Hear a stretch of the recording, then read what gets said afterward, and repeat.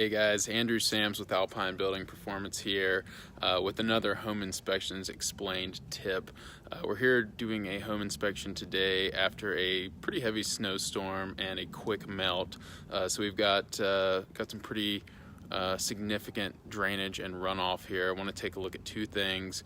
One, the grading and runoff, and two, driveway cracks. So one item that we always stress is gutter downspout runout extenders here. So you can see we have a downspout discharging drainage and runoff right at the foundation wall. It's a little tricky here because we are in a driveway walkway area. So if we had a extender that would get in the way of foot traffic and vehicle traffic.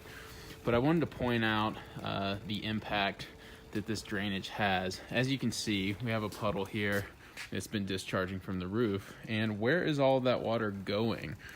So let's take a look.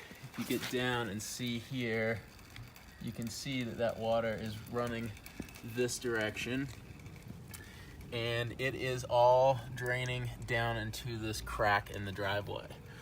So we always recommend sealing cracks in concrete. Why?